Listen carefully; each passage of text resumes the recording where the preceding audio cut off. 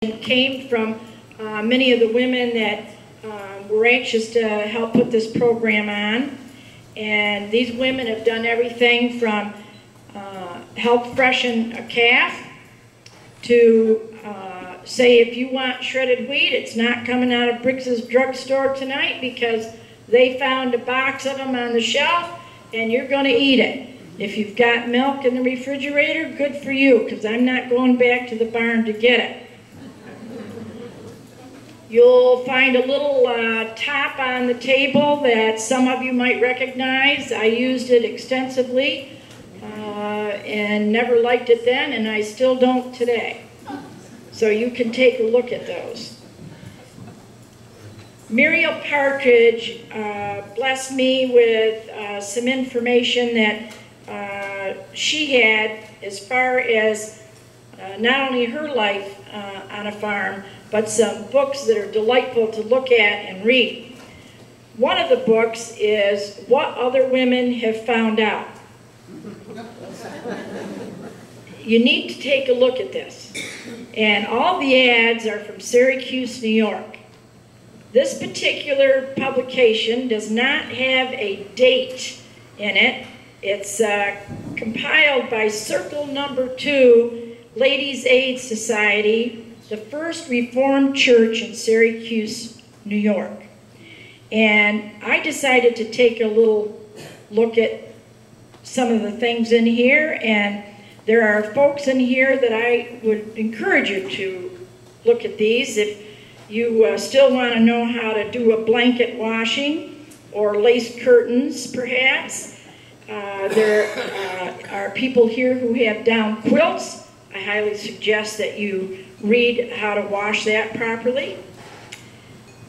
And then came the kitchen part. All human history attests that happiness for man, the hungry sinner, since Eve ate apples, much depends on dinner. And if you don't think these farm women bloody well didn't better have dinner ready, you're crazy. And many of them did. And sometimes it was leftovers, but it didn't matter. They were still hungry when they came in from the barn. And in this particular book was 2 or 3 recipes, and I decided to try one. There are no guarantees with what you might find out how it tastes, but it was a chocolate cake, and it seemed simple to me. I made the sour cream, pardon me? No measurements. I made the sour milk, no measurements, and then it said pour hot water on the chocolate, but don't stir it. I said, well, for the love of Mary, how is it going to melt if I don't get enough water to cover? Only a scant. I mean, they use the term. So we have a chocolate cake from the 1800s. Good luck. We'll have Sandy cut it small, but I think you should all have a sample. And on the right, from another book that Muriel shared with me, is a book from 1954, the Fabius Baptist Guild. And the names in here are amazing. I think there are only 4 women in this guild that are still alive, but this is the membership. And in this book was a recipe that I decided that I wanted to honor Jenny Hills. And Jenny Hills, for those of you who might know or might not know, was a beautiful lady who lived right here in the village, and she taught piano. I started with her once, and she tapped my hands and she said, Linda, I honestly think that you're not made to play piano. She said, this is the 3rd time and you haven't practiced yet. Well, I didn't have time to fit that in. So anyway, I decided to make her cookies. And so in front of us here on the right are her hermit cookies. Now, you try them and see what you think. If you don't like them, don't tell me about them. Jenny's gone, we won't tell her. Sandy Beglinger has been a big help to me putting on this program and a huge encouragement, because when I started, I said, boy, what I've got in my mind is housewives and wives and women of years gone by. And all I could think of is those who are not able to be with us tonight, but that I have had the pleasure of interviewing and or have passed on and left an incredible legacy. And so she said, well, don't get all uptight about that. A lot of these kids that worked on these farms ought to know a little bit about a little something about farming. So I went to a different angle, and that's exactly where we're coming from tonight. I interviewed Edith Knapp, Ruth Bryan, Anna Fish, whom all these ladies are alive, and they just were not able to be with us tonight. I also interviewed Marie Prindle this morning, and she said that she would be more than happy to come tonight as long as I didn't put her in a front chair. So Marie, if you wave your hand, we'd love to see it.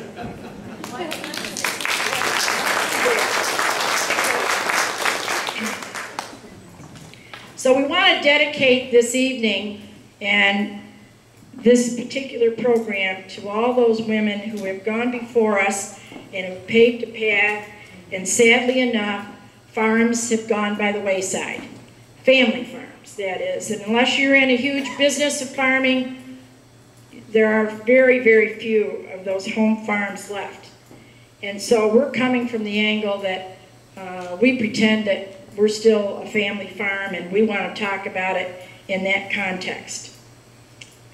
I'm going to introduce the ladies to you first, and I really want you to know that Polly Woodford is here in our heart, because she was one of the ones that I was headed to interview when she just recently passed away. So she's not able to be with us tonight, but the rest of these ladies are, and I want you to get to know them through their comments and through the questions that we compiled together. On my right, and if each of you will just wave your hand, it'll be helpful, is Muriel Partridge, Berwyn area. Barbara Voss Whiteman, Fabius. Elsie Dennison Harrison, now lives in Marcellus. And let me just tell you a little something about Elsie. Elsie could tell a little bit about me. Careful, Sonia, you're next. Elsie's mom and dad, Rena and Harry Dennison, were two of the most delightful farm folks that I ever had the pleasure of knowing as a young girl. And back then, you either went to church, you went to Grange, you went on a picnic, or you went to a reunion. That's about the thrill of a lifetime all rolled into one as a young kid. And Elsie's mom and dad, Harry and Rena, like many, many other folks, were very, very strong members of the Grange. And I learned that you had to have a secret password to get into the Grange Hall. Well, mom and dad would usually let me tag along, and I loved to square dance. Well, I still do. And I got into the Grange when they were having a square dance 5 or 6 times as a young girl, and Harry Dennison taught me how to square dance.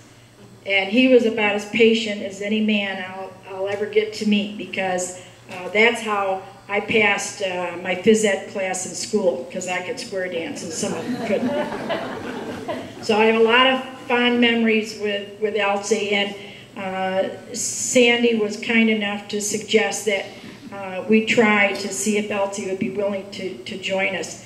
And it only took one phone call, and we're just so pleased that she could be with us tonight. So thank you, Elsie. Thank you, Linda. Absolutely. Sonia Sweetland. Sonia was a little young gal from Cazenovia. And she decided to marry a young man who thought perhaps it would be smart to buy a farm in Fabius. She's got a lot of stories to tell about how pretty that was not. She was a young girl, and she said, for the love of Mary God, what did I get into?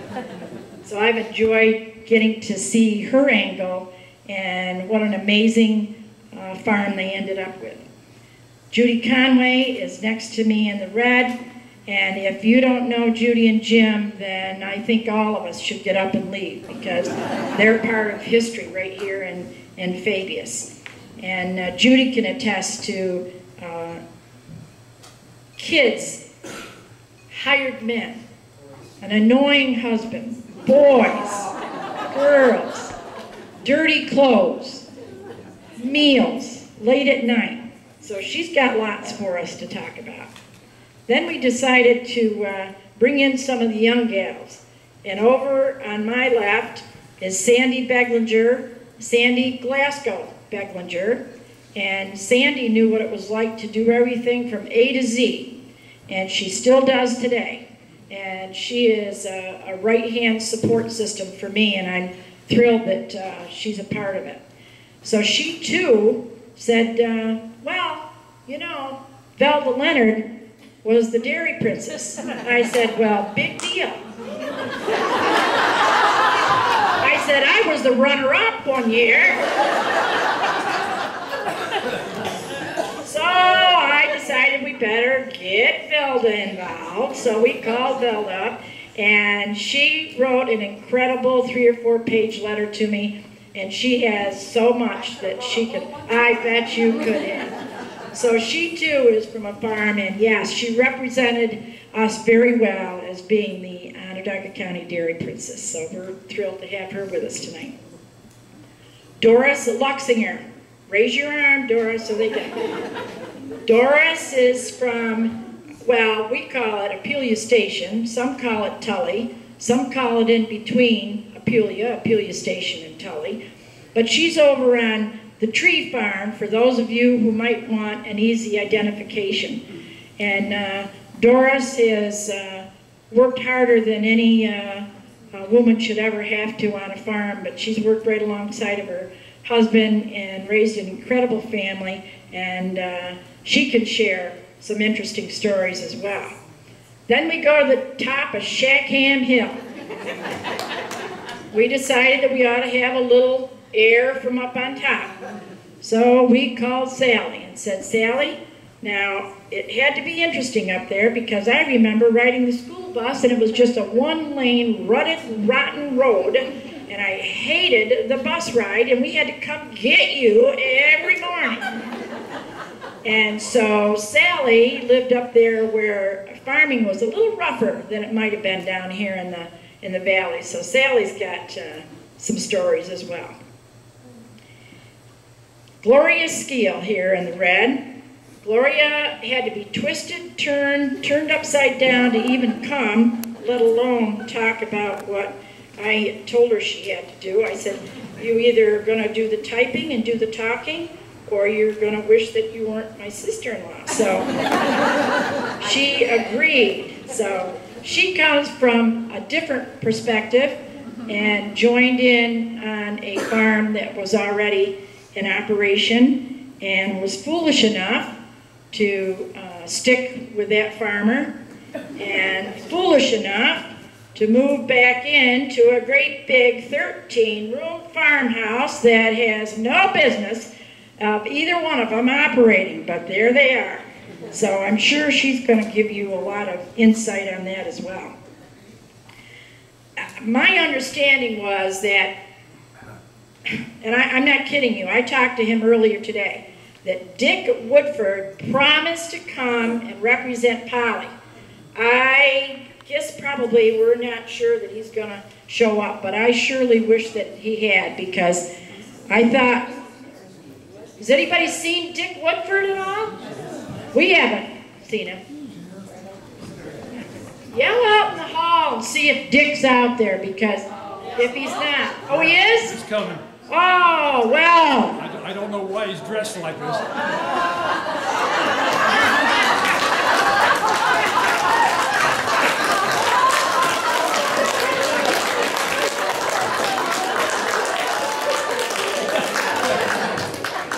Good evening, everybody. Linda asked me to be on this program on behalf of my late wife, and I had to agree to it. And the other thing is that she couldn't get a laugh if she tried.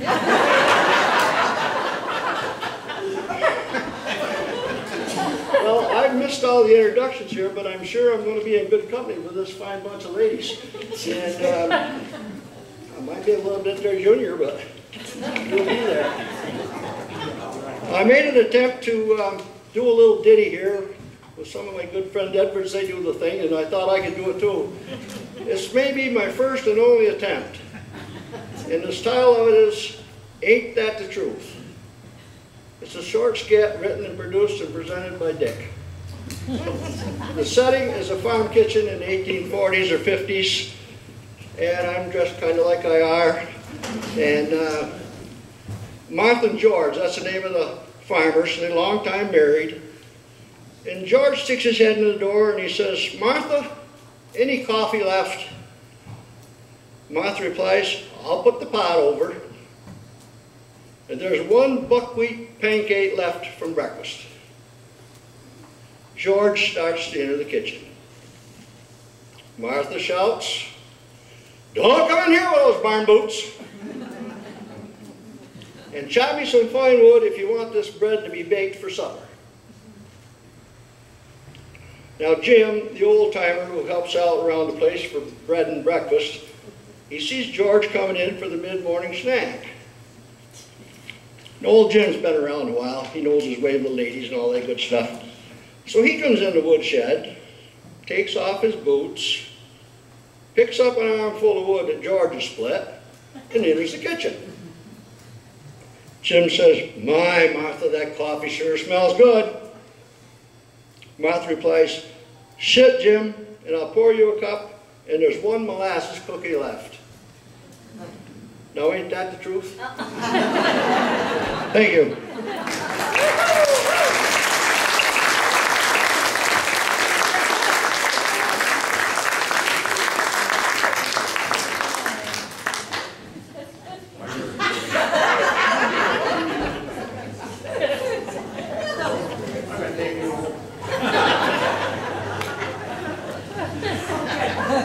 We were able to send out possible questions to all of our farm women ahead of time to give them something to think about. And so we're going to give the microphone to each one of these women and let them just tell a little bit about their story. And if any of them need to have a reference to their questions that they answered, I have them, and you're welcome to cheat a little and look at them, and then we'll be able to get kind of an overview of what it is that everybody has done in their little crazy lives of being a farm wife. And we're going to pass this mic right down and hope that everybody uses it properly.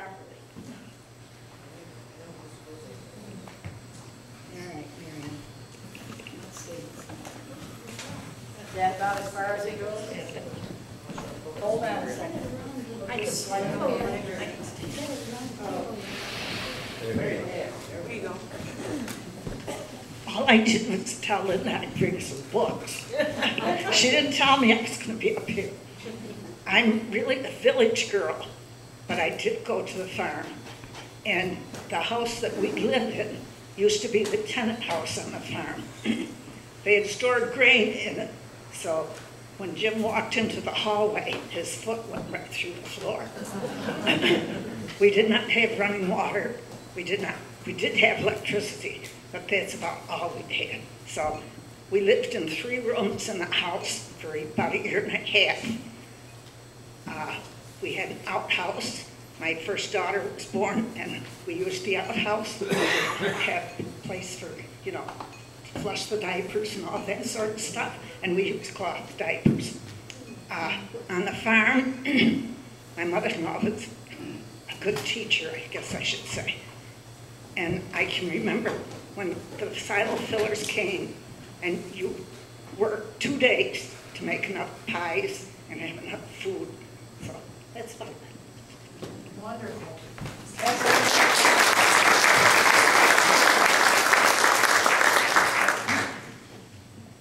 I was born in Chicago. We moved to New Woodstock when I was 2, and then bought the farm on Toggenburg Road when I was 4. And my father had about 10 to 12 cows, so it was not a big farm. And so in about 1950, my father got a Minneapolis Moline tractor, and he got a New Holland baler, and maybe some people thought, well, where did all that money come? They're not don't have much money. Well, he had a silent partner, and so he helped him buy these things. And then my father started to bale people's hay, and he did quite well. And I'm so proud of him that he did quite well with that. And then I was home with the cows and surge milkers, and so I got to milk the cows, and it worked out quite well. I was not a big farmer's girl, but I was able to help him as much as I could. And so the silent partner finally got paid off a number of years after that. So we're so glad it was all paid off. But we're just so thankful that my father had things to do that people needed, because it was one of the first balers in the whole area. And so he was able to go and bale everybody's hay that wanted it. And that's about it. And I want to just thank you so much for being here and hearing all of these things. You're a great crowd. Bye-bye.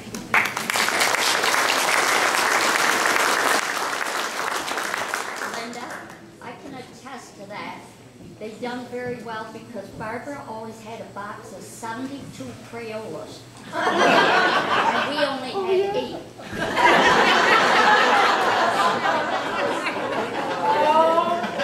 And anytime anyone wants to jump in, that's perfectly fine, because believe me, this is just a fun thing that we're doing. So don't feel that you gotta not comment. So thanks, Carly. Now, if you've got any other little secrets you want to know, we're right into them. Well, I have to congratulate the town on what they did to this building. I congratulate all of you. It's a beautiful building and certainly a far cry from the old drafty Grange Hall that I remember as a kid. Secondly, I remember the ride down into Shackham too, Linda. And you always wondered if you were going to get back out or you were going to sink to the axle. And who was driving? Was Marky driving at that time? Marky driving? Joe Casey was driving. And I have to comment that I graduated from high school with Dick Woodford, and he's certainly changed since the class.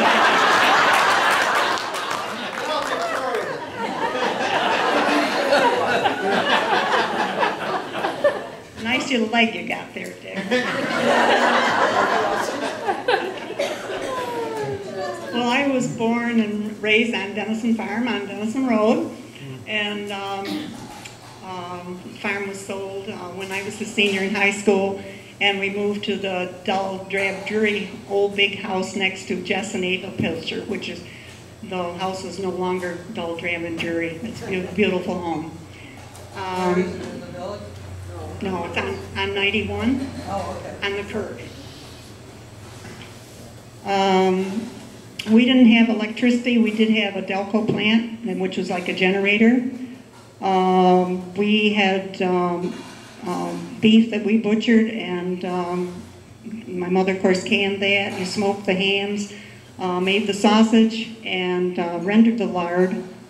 I can still remember my father on Butcher Day bringing in a big pan full of hog guts and dumping them on the kitchen table, and my mother taking a knife and taking the fat off from the hog guts. I can still smell that smell.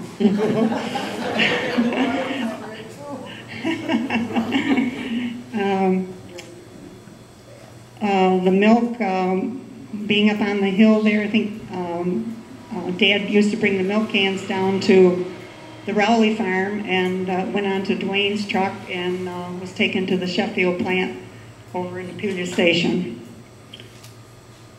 Speaking about, there's a question on here, what about doctors and medicine? I think the medicine was you slather on a good coating of Vicks and you tap it with a warm flannel cloth. And in the morning you still have the cold or whatever, but your mother thought she'd done something for you. And then there was always that cod liver oil in the spring. Anybody have that experience? All right. And then the doctor everybody knew was Dr. Gosner. Yes? Everybody remember Dr. Gosner? Dr. Grundy came along after Fabius went to bat for a new house and the effort to bring in a doctor. As Linda alluded to, I was involved in the Grange, and I'm now a 55-year member of the Grange. Remember the good Grange dances and suppers and the card parties. Used to, one of the entertainments, because you didn't have movies that you went to, you took your covered dish and went to the neighbors and had the covered dish supper and rolled back the rug. And same way at the Grange Hall when they used to have square dances, and it was Clarabelle Bays on the piano and Howard Bays on banjo, yes? And Bill Luley used to clog. Anybody remember Bill from Pompey? Bill Luley? Oh, yes. Used to clog. That was always a fun time.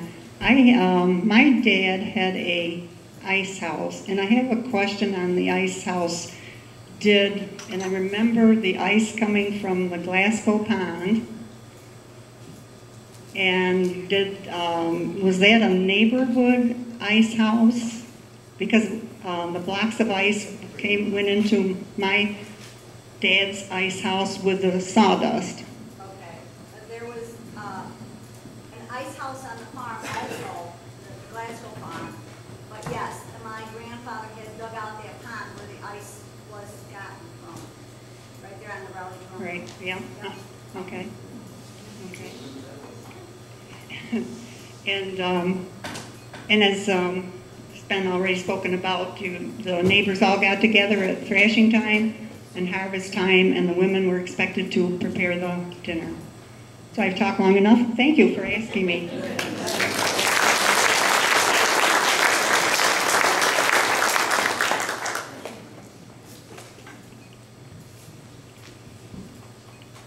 Well, I'm Sonia Sweetland, and I'm a relative newcomer, I guess.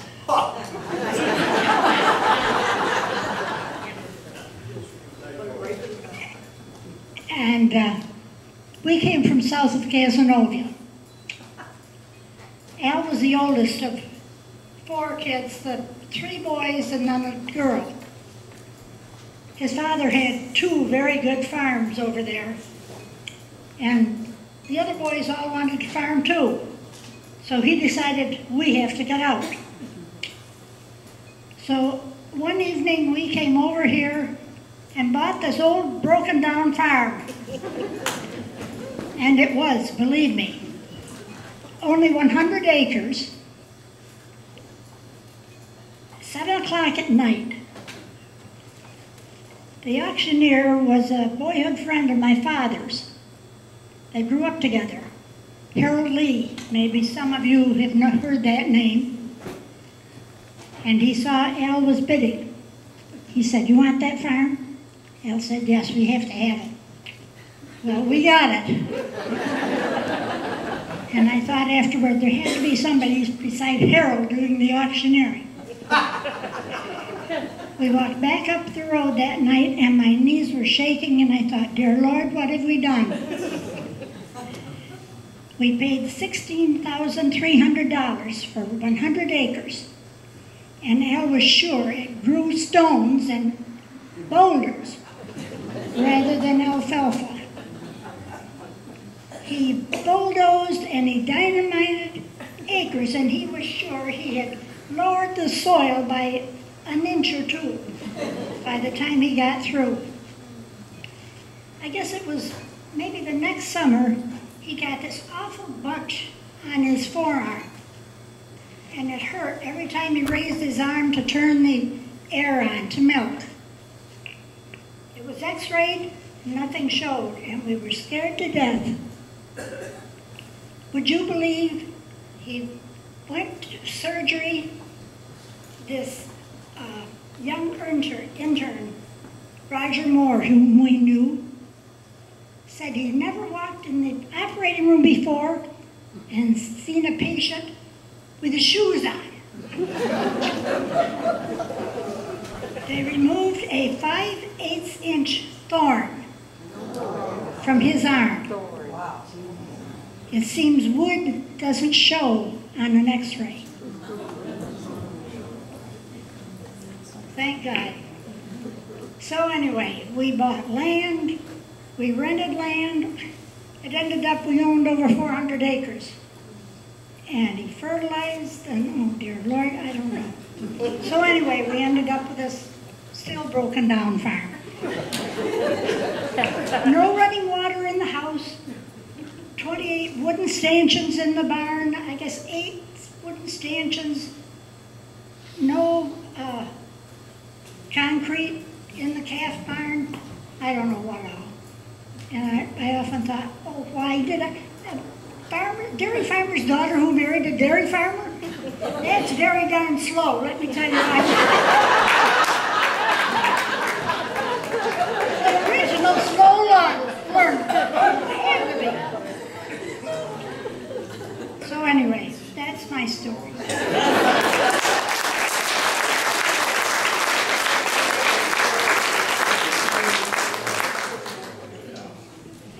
Well, Jimmy and I met in high school, and I think the only thing I didn't like about him was he was a farmer.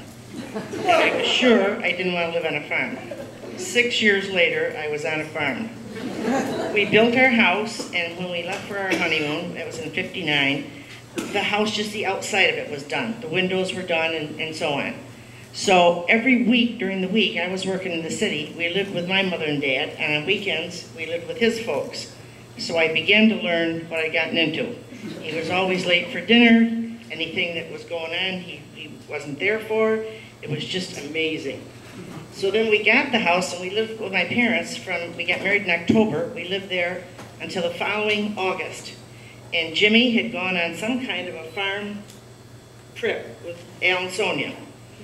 And so I called my brother. Jimmy wanted to wait. There were still 2 or 3 things that needed to be done in the house. I said, I can't stand it. I want to live in my own house. So I asked my brother, would he take a couple of days off and help me move in? So he did. We moved all the furniture. I had all the furniture on layaway and everything. In 2 days, we did the whole house. So when he came home and Al and Sonia were bringing him back to his house, there was a light on at his new house. So that's how we got in the house. I had no idea how many kids would be there. We had, everybody that we knew would volunteer to send their boys to help us. In other words, babysit all summer. We had more kids there than I've ever seen, and manure everywhere. So when they come in, I said, okay, these are the rules. You take your barn pants off downstairs and you run up and take your shower or bath or whatever you want. One day during the day, we got a call from Dwyer's, and a heifer had fallen in their manure pit. So we went over to watch, and nobody would go in but Jimmy. So he jumped in with his jeans on and put something around the cow and got the cow out. He came home with these pants, I can't even tell you. They were hideous. So we washed them all off down to the barn, and he came home and his skin even smelled. So when he went to eat supper, we said, eat down there at the end of the barn. We don't even watch up here. I bet it was, 3 days before he could stand it. Washed the clothes, I don't know how many times. It was just ridiculous. And where I came from, my mother always did my own wash. I'd never done my wash. My God, that's all I did was wash and cook. And he'd come in for supper, 10 o'clock. Supper had to be ready. The kids were all in bed. And kids that came and stayed with us were just hysterical. We had this one boy, and he was from California. And so when he got there, we said, these are the rules. You take your barn pants off down by the thing, run up and take your bath. So when I went down that night to do the bath, I couldn't find his farm clothes. So I said, where are your barn things? He said, oh, they're all right. They're in my suitcase. So I had to wash all the clothes. This is Kermit's nephew, just Bev's son, Jeffrey. So I washed all the clothes. The second night, same thing. The third night he came up and I grabbed him by the collar and I said, those things had better not be in that suitcase. No, they weren't. So we had everybody we knew. If they had a kid, they'd send them to the farm for the summer. So we had kids, boys there all the time. And I said to Jimmy finally, I said, I don't think Father Flanagan has this many boys and boys now. This is getting ridiculous. So those are the kinds of things, and I didn't know anything about farming, and I had been to CCBI, so we thought I'd take over the books. So the first year that Jimmy's father brought the stuff up, it came up in a drawer. That was how he kept his stuff. He paid cash for everything, and he had kept all these things. My God, it must have taken me a month to sort out and figure out what these things were. And I found this one thing, and I was sure it was going to make money on the side. And I said to Jimmy, there's a big mistake here. And he said, what is it? And I said, a tire for $800. I'm thinking of a car tire, right? He said, that was on sale, and that's a tractor tire. Oh, okay. So it went on, and I did get the books okay, but it was something to start doing that. And the biggest thing I remember were all the boys that came, and they would just pull out the couch and sleep on the couch, and they all had motorcycles, and we had a big track for the kids. Total chaos all the time. Okay, that's what I learned.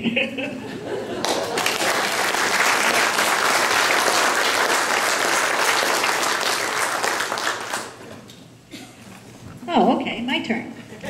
Okay, my father inherited the farm from his father, and he had built it up to 265 acres of land. He milked 35 cows, and he had about the same number as in young stock. And when the young ones were born, or if he didn't want a calf or a cow or something, then we'd call and have the cattle dealer come and pick it up. Well, the cattle dealer was Phil Naystad, and you had to call into Charlie Shea's store and tell him, leave a message for him, because Phil would check in shortly after 7:30 in the morning. So our usual message was, please tell Phil that Clarence Glasgow has a calf for him this morning. And Charlie caught on to the same routine, and when I call up, Charlie would repeat the same message with me, word for word. So I loved doing that. But I loved growing up on the farm. We raised the hay, the oats, the corn. I remember that the corn was put into the silo by the guys from the fish family, Anna Fish's crew. So that was fun, having all these guys sitting down at the table, and my mother slaving away, feeding all these people. We did the hay and the oats, of course, and I could run the machinery because I just loved being on the farm. So I could run all the machinery except the fact that my dad did not want me to plow the ground or to mow the field. He thought that was too dangerous. I could milk by hand, but I never learned how to milk using the machine. So that was fun for myself. Now, we drank raw milk, and so we'd let the cream come to the top and skim it off. And my dad would use it in his coffee, and just before Easter one year, my brother and I went and took the cream, put it into a container, and we shook it until we made butter. Then we took the food coloring and made different colored butter. Okay? Well, we sat down for our Easter meal, and we had, blue butter and green butter, and, it's just like, my father says, no, thank you. So he didn't want that either. But we butchered a few times, and we had our meat taken to the Tully Locker plant. When we were doing the milk cans, Archie Dennis came along and picked up our milk on that route. So these are some of the things I remember, but I really enjoyed growing up on a farm. So thank you.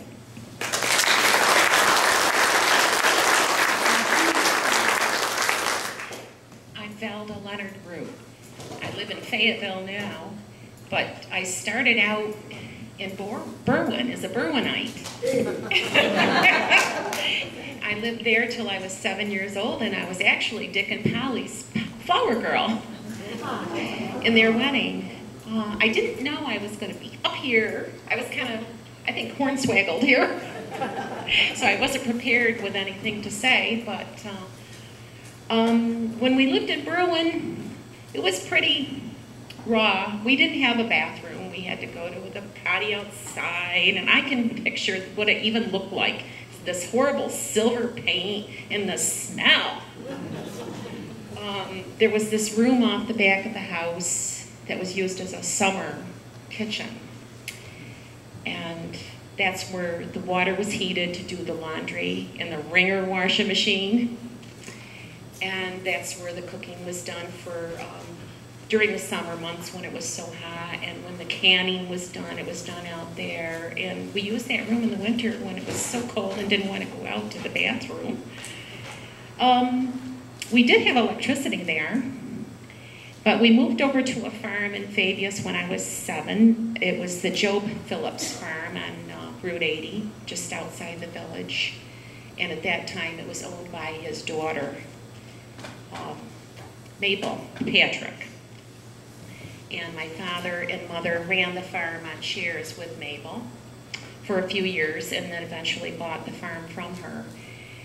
I worked very hard as a child, but I guess I didn't realize at the time that I was working that hard. It was just something that was expected, and I don't regret it because it gave me good work ethics for the rest of my life. I still work very hard, and lived next door to that's where I met my husband. He lived next door. And he also worked on several of the farms all over Fabius. I can recall my mother insisted that my brother and I were not going to do the morning chores because we went to school and we were going to sleep in and we would do the night chores. Well, when it was time to do chores, of course, Doug isn't here to defend himself, so he was off on the tractor finding things to do, and I was milking the cows. With the radio cranked at WNDR as loud as it could get, and boy, my father would be yelling away, "You can't have that radio going so loud, those cows aren't going to produce." I got more milk than he did. And I can recall the summertime, I didn't drive the tractor. Most of the reason for that was because my brother always got it first. And I didn't really care to drive the tractor anyway. But I helped my mother cook. And during haying season, it was my job to unload the wagons onto the elevator. And I guess it was my theory, the faster I loaded those bales on, the faster my job was done. So I can hear my father up in the upstairs in the bow yelling down, slow it down, you're sending them up too fast." You know, it's just certain things that you remember as a child. And I never realized how hard my mother worked. She worked like a man, and she was a waitress at the Maples restaurant and worked in the barn and still made meals. She was a wonderful cook. She must have been, because all the neighborhood men ate there. You remember Garrett Kinslow and Art Wilds and the Murphy boys, and everybody stopped in, and there was always extra food. And we ate potatoes 3 times a day, and I still love potatoes. Unlike Sandy, I learned how to milk. I knew how to milk by hand, but I also ran the milkers, and it was milk cans for years. I remember riding the milk truck with Roger Skeel, hopping on the truck and going down to the milk station with all the milk cans. It was fun. We enjoyed that. And then he'd just bring us back. Never mind. He must have loved little kids. I don't know. I got, like being hornswaggled into doing this tonight, I got hornswaggled into applying to be a dairy princess. And little did I know I was going to win. I was a very shy girl, and it helped me to come out of my shyness. And I learned a lot and got to visit a lot of places and do things that I wouldn't have done otherwise. And I don't know. That's about it. And I also graduated with Sandy, class of 1966.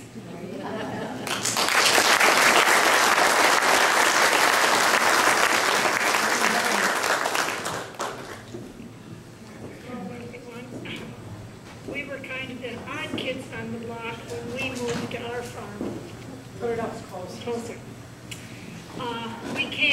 We bought the Hiller farm, which Mrs. Hiller had passed away. She was Arlington Garrett's sister and would have been Linda's aunt.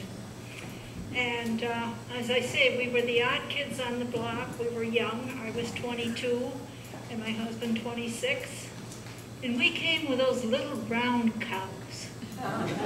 And we bought the farm, stock, and tools for $24,500, which included 130 acres. Oh, I'm sorry. Oh, okay, 130 acres. And I've kind of lost my thoughts now. But anyway, if one of our jerseys got out, they knew who to send it home to. But we had Cases and Caseys and Garretts, and if we got a Holstein, we didn't have a clue. But on our farm was 40 head of cattle with that purchase, and 20 were brown Swiss, mainly the cows, and then 20 Holstein heifers. Well, within 1 year, those animals had found new homes. But when we made the purchase offer, we put down a $50 check for the purchase offer. And then we went home to Onondaga Hill, where my husband's from, and covered the check. went to the bank and covered the check. And Mr. Hiller, I think, was so relieved that he had a buyer that he accepted it. And that was on the 13th of April in 1955.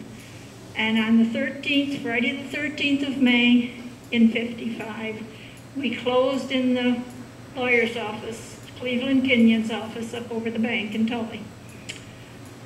And I was expecting my youngest.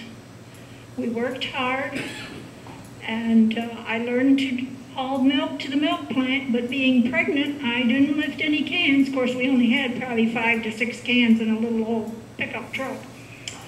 And the drivers behind me with a big load would come unload me because they wanted to get to their load. Or once in a while, the fellows in the milk plant came out and unloaded. And they didn't like that. Pretty soon, a week or so later, another woman was hauling in milk. And pretty soon, another one. Well, then, pretty soon, that was put to a stop. And then, well, the summer went on, and the silo was a fairly new Unadilla silo, but never had the roof put on it. It was there, but it wasn't put on. And my husband had filled the silo, and so he could stand on the silage and work on the framework of the roof. And this was the 12th of October. And I went out there, and of course, by that time, I was very pregnant. And I went out there, and he says, "Don't you come up here, I'll kick silage in your face." I wanted to go up and see the aerial view of the farm. And I says, "Well, I'm not looking up," and up the silo I went. Got up there and liked what I saw, went back down, got my little brownie camera, and went back up again. And 2 days later, a future dairy princess was born. Well, a future, in the future. And she is here tonight, my daughter Judy. And so...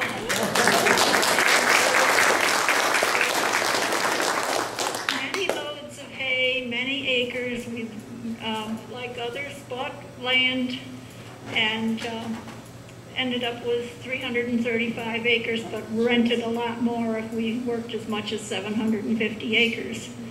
And our son, he learned to drive tractor when he was 5 years old. Dad was fixing fence, and we had the old hand clutch John Deere. And of course, it was on the lowest idle it could be, and he'd just push the clutch ahead and go a little bit ahead, going through the fence, along the fence. And our farm has quite a history to it, which I don't know very much of it, but Daly Road is named after Roderick H. Daly, who was a New York State Senator, and our farm was his farm. And he married a lady by the name of Gay, and she, from what we were told by Mr. Crow, who lived on our road, they milked 75 cows at the turn of the century, and she put all the milk into butter and cheese and things like that. And we had an old cheese house there, a big one, and it had been turned into a heifer shed, the basement of it, and then the upstairs was where the cheese wheels all sat and things. I do have 2 or 3 of the cheese lids in a couple boxes. Well, and then it had got, my husband decided to convert that into, fill in the basement and then cut holes through for a garage. But whenever the wind blew real hard, we backed the vehicles out thinking, I might go down. Well, then we decided to build a new 3-car garage, and he cut the posts, the big old square peg posts and everything, all 4 of them. Hitched a tractor on 2 corners, and he was going to pull it down. Both tractors pulling at once, right out the back side. Well, the old cheese house stood right there and defied him every minute. And there's a lot of things that have gone on and such, and I guess that's, well, it'll be 55 years on the 14th of May that we moved into Apulia. So, well, I appreciate this evening. I appreciate Linda and her family in doing this, and I thank you, Linda, and I thank all who came.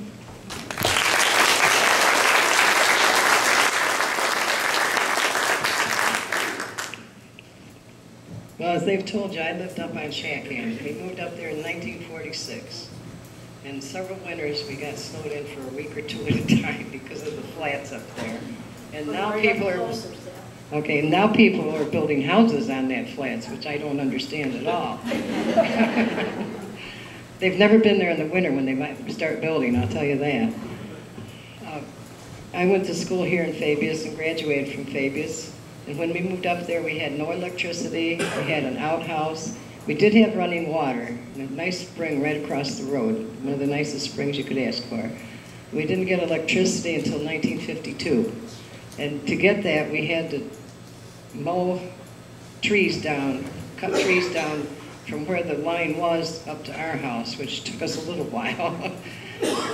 But my father worked in a factory, and then we farmed on the side. So my brother and I did the milking by hand in the morning and at night. We each had about 5, 6 cows to milk, and then my father would take the milk to the milk plant over in Apulia Station on his way out to the factory. So then in the summertime, when it was haying time and like that, my father worked many hours very, very late at night to get everything done with our help, of course. And then, of course, afterwards I got married and moved down to the first part of Shackham Road.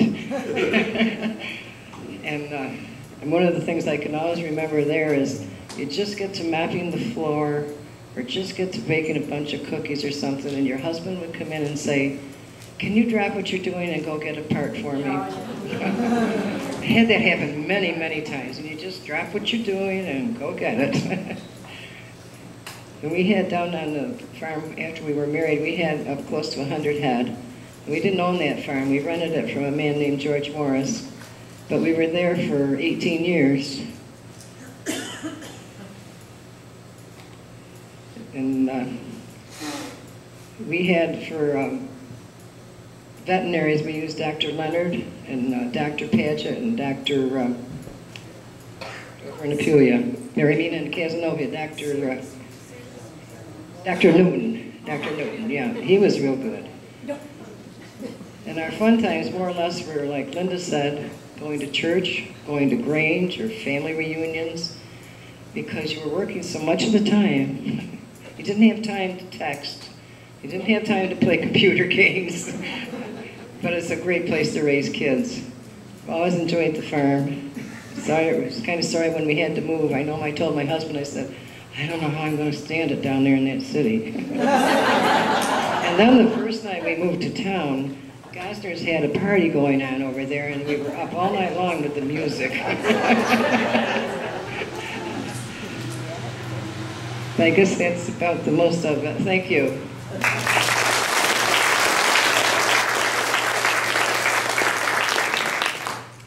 Well, as Linda said, I'm Gloria Scale, her sister-in-law. And I told her when she started doing this that I didn't know why she wanted me here, because I came in very late to being a farm wife. But one of the first memories I have of being a farm wife is going on a parts run, as Sally just alluded to. And I asked my sister-in-law to go with me. And she had a newborn baby. So in the car we packed up and went. It was only going to Weedsport, but I had never been there. So, and Harvey gave his famous directions. And we ended up getting so lost it wasn't funny. And of course there weren't cell phones then. So we finally found a place to call him, and he couldn't believe where we were. I can't even begin to tell you now where we got to, but it was nowhere near Weedsport. But anyways, we finally got around to getting the part and getting back home. But that was one of my first experiences as a farm wife. The other things I remember are packing lunches for the men in the field. And I would always put a wet washcloth or the moist towelettes in there, and all the guys would come back and they would just start laughing and chuckling that, oh my God, Gloria put in washcloths. But I thought, you know, they were handling all that seed with the fertilizer and everything, and I thought, well, they shouldn't be eating with those hands. There was one other thing, but I can't think what it was. But no, that's okay, you don't have to. Anyway, that's the only recollections I have of really starting out as a farm wife.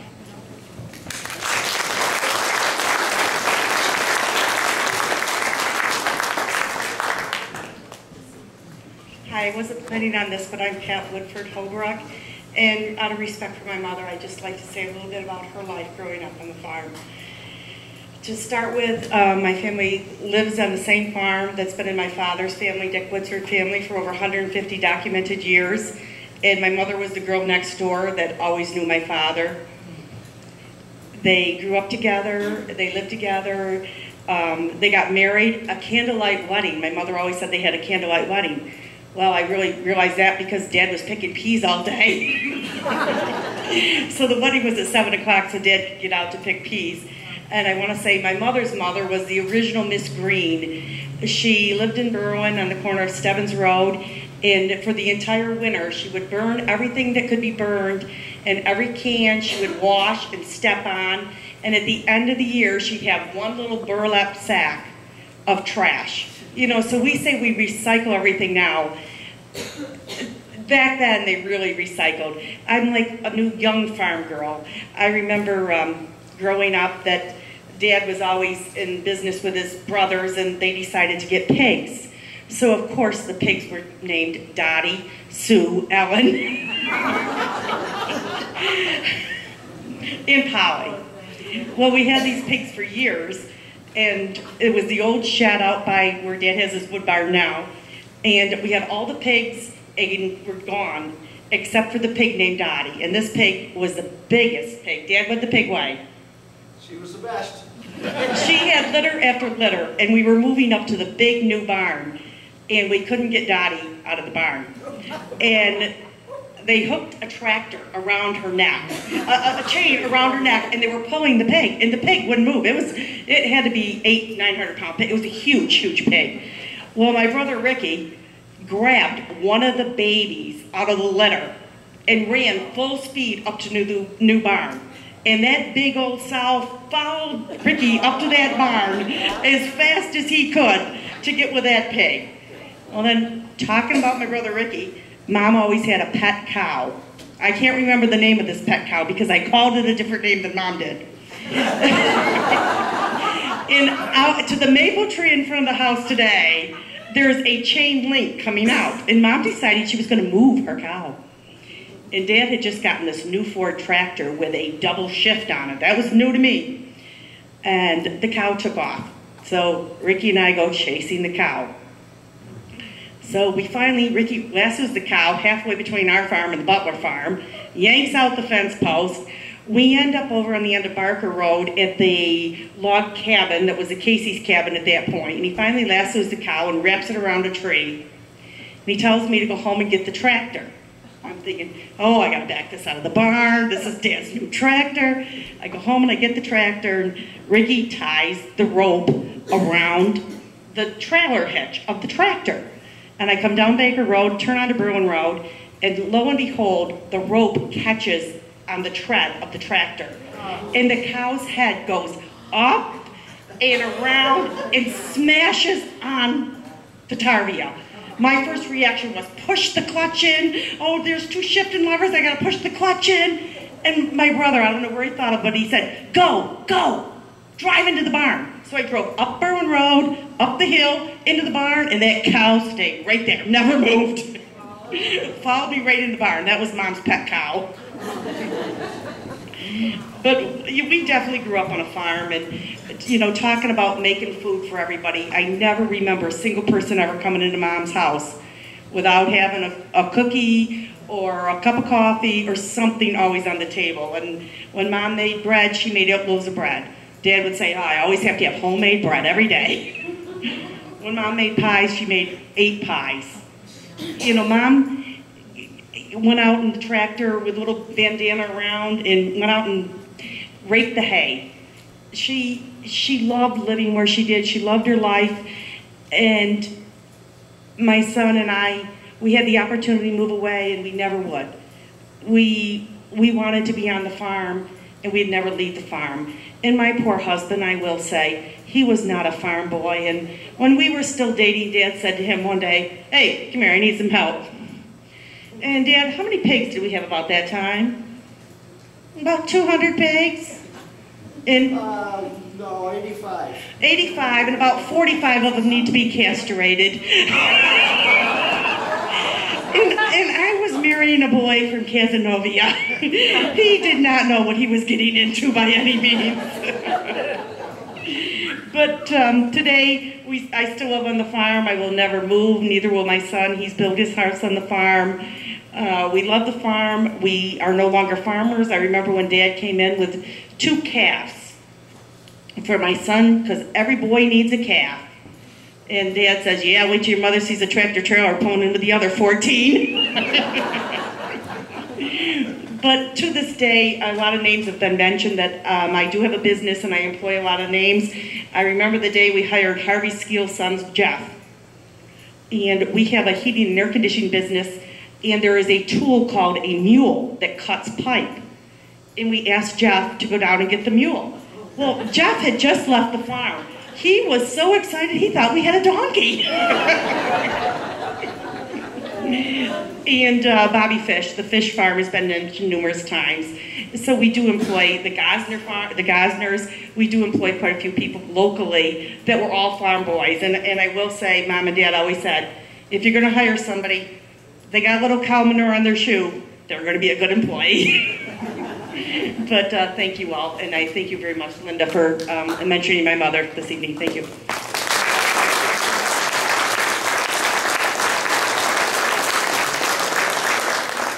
Dick and Polly have always supported the historical group, and Polly was just such a pleasure and so much fun. So thank you for sharing a few words. Going to wrap this up. I just got a few little comments I want to make, and then we're going to have Dick talk for just a second, and then it'll be refreshment time. I just want you to know that I have received from Anna Fish, who lives on Matson Road. I believe she's 97 years old.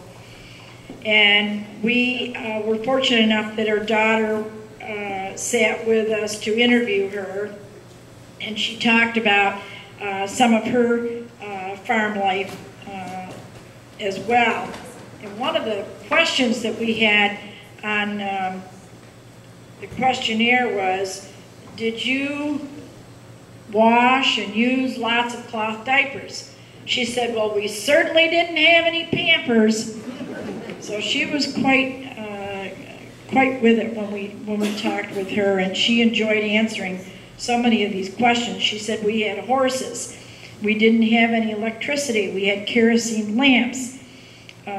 We played cards and ate popcorn and listened to the radio, and sometimes we even had a chance to visit with neighbors. She agrees that it was a wonderful life. It was very hard, but it was a wonderful place to be. And she met her husband through a friend of her sister's. Marie Prindle told us that she and her husband met because they were neighbors. And they started life by doing share farming, and that was on the Ridge Road and up by the Steve's homestead, if you know where I might be talking about, on Pompey Center Road. And they did that until they came to Swift Road. She was born in Berwyn, and they came to Swift Road about 268 acres. And they raised everything up on Swift Road. I still think they have quite a few things up there. They raised chickens and pigs. And of course, they still have lots of horses. They had a goat, they had ducks, they had beef. They had about 75 head of cattle, and she ended up having 8 kids. She didn't know what else to do up there, I guess. I said, for the love of Mary, gosh, Marie, what were you thinking? She said, well, I will tell you that one of my favorite things, if I could possibly do it, was to go grocery shopping without any of them. And she said it was certainly an all-consuming kind of life, but she wouldn't have given it up for anything. She belonged to a women's group and absolutely loved square dancing, as well as her husband, Dave. She said, you can't beat Fabius. They've got great schools, great people, and wonderful neighbors to work with. I also had an opportunity to talk with Marge Frazee, and Marge was hoping to be here tonight, and she couldn't. She's not feeling too well, and so she sent me her information, and she met her sweetheart in high school. And they had quite a large family, and they ended up doing all the same kinds of things that each one of these women have talked about. One of the things that haven't been mentioned that seem to be universal is that anywhere on any of these farms, there was not a lack for flies. Annoying, annoying, annoying. And we were asked to make sure that we talked about that.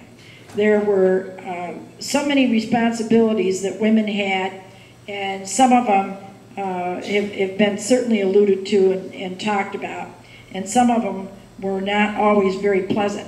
One of the things that I hated the most, Elsie, was rendering of lard. I would even offer to go to the barn. I hated that smell. There isn't anything worse than that darn lard. That was not fun. And they did everything from hooking up a washer and running a pipe out through a window to use a wringer to make it work, putting clothes on a clothesline in the middle of the winter, and they would freeze darker than stark on a clothesline. You'd bring them in and you'd hang them near the wood stove, and 4 days later they'd still be about as wet as they were when you hung them out. Not a lot of fun for some of these women. They used to bring in half a beef and set up the dining room table with a great big board on it, cut it up, can it, year after year. Same thing with chickens and pigs, anything to be able to have food on the table. lots and lots of hired men. It was certainly another comment. Meals were terribly staggering, but you bloody well better have it ready. And I can remember as a young girl having 8, 9 hired men, and you would feed them oatmeal. And Mother cooked oatmeal, and I usually got the job of cleaning the oatmeal dish. And I hated it with a passion. She says, now as soon as you get that done, start peeling potatoes. I said, it's not even 8 o'clock in the morning. Well, we're going to have about 40 pounds of potatoes by the time the men get in here, so let's start peeling. Some of those times were not a lot of fun. But my point being that the purpose of this was to let you all know that there was a generation long before us and a generation before them that worked extremely hard to make farming a way of life. Many, many successful farm people. We've attested it, we've seen it, we've witnessed it. It's been a blessing. The sad, sad thing today is that America thinks that they get their food at Wegmans and a few other grocery stores, and we try hard to educate them that that's not true, and there really is a huge loss of family farms. So maybe there will not be a generation that will ever work as hard as many of these women have, and or the ones before us. But it was a pretty awesome experience to think that you wanted to be a town girl when in fact that you got older, you found out that being a farm girl was not all that bad. And I smell better now, I will agree with that. I'm going to have Dick say a few words, and come on up here, Dick.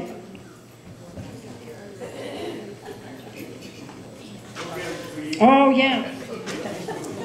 Oh, you just spilled the whole Well, I can tell you a story just about every single one of these ladies up here, but I don't think I will. This Elsie was a classmate of mine, and my folks lived just up the hill from hers, and my youngest brother was named Harry. And my father always said, oh yeah, you named her after Harry Dennison. Now what's the reason for that?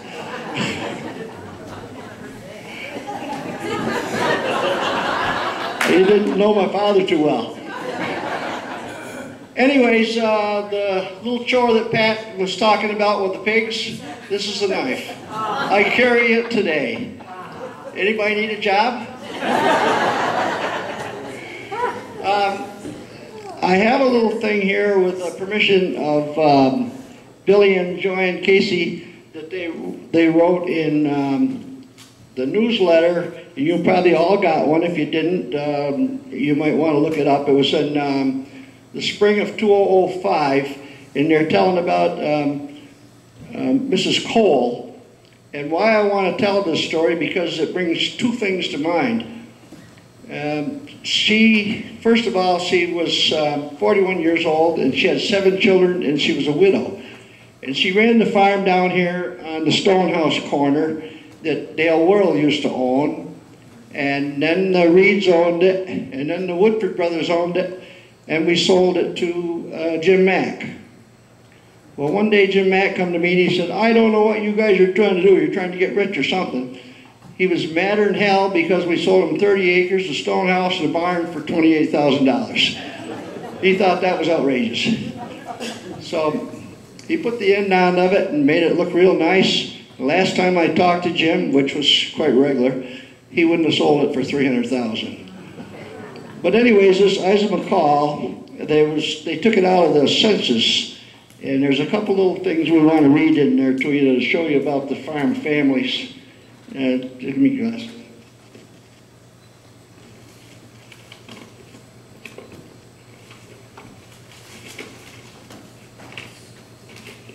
There's a little map here shows the place down on the corner, right down here by the, used to be a mill and a sawmill there. And Billy tells me the sawmill cut the timbers out for the church across the street.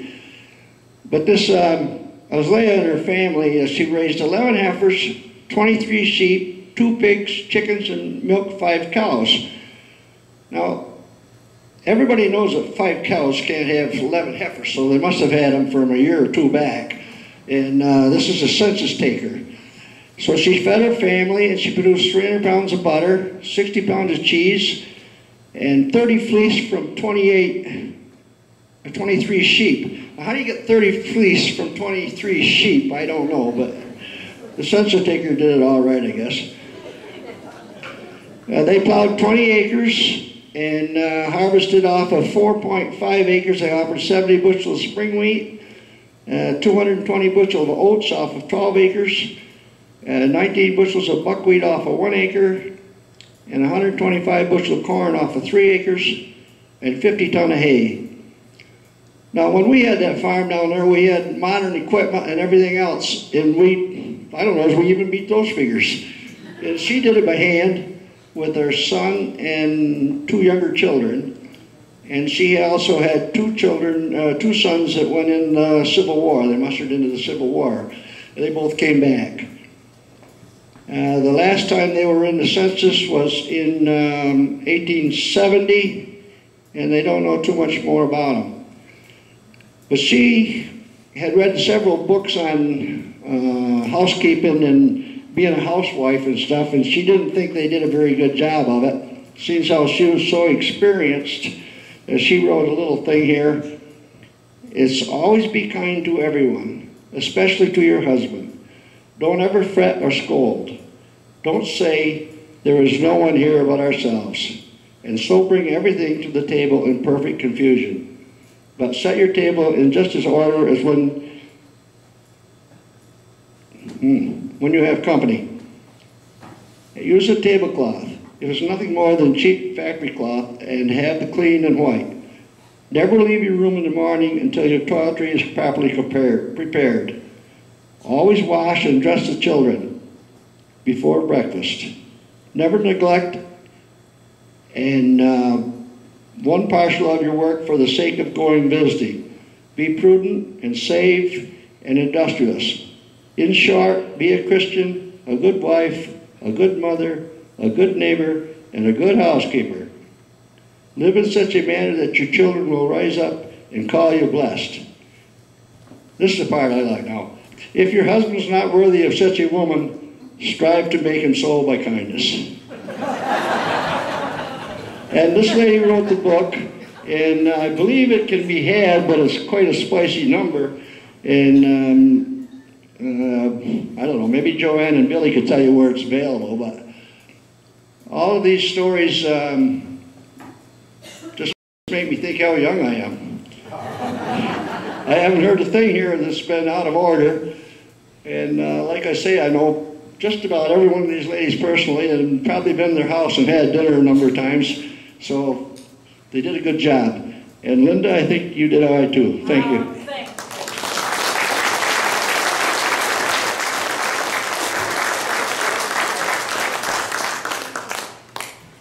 That certainly will wrap up our program, and we're just so pleased that so many of you were able to come. And these women are going to, well, Dick. They'll be here for your opportunity to visit with them and ask them questions. What we have left are memories, and they're just filled right full of them, and all you have to do is tap onto that one little question that you want to know about. So if there's something specific that you want to ask and that you're wondering about from years gone by, don't hesitate to ask any of them, because they're delightful, and it's been my true pleasure. I just want you to know that our historian, Barbara Rivette, is here, I think. Could you just raise your hand, Barb? Barb has been invited to be our speaker at the Women's Banquet coming up on Wednesday. So, I'm sorry, Thursday. Holy macaroni, don't do Wednesday, do Thursday. Thursday. And I'll report to you what kind of program she puts on. Just kidding, Barb. But we're so pleased to have you with us tonight.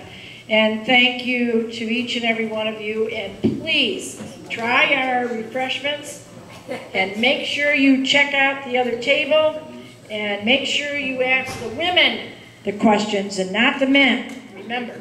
Thank you.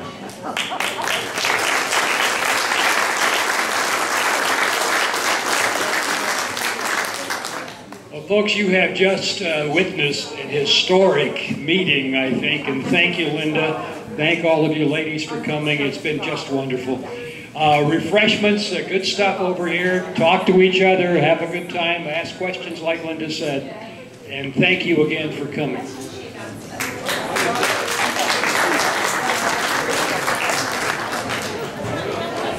Folks, I'd like to ask the question of how many of you folks ever remember a drink called Switch-Up? Oh, well, okay, no need to be telling you about it then. That was a great drink. Oh, after she said something about Mom, I figured I better do something. Hey, you know Rosemary? Rosemary, she's got the farm on the corner right over here.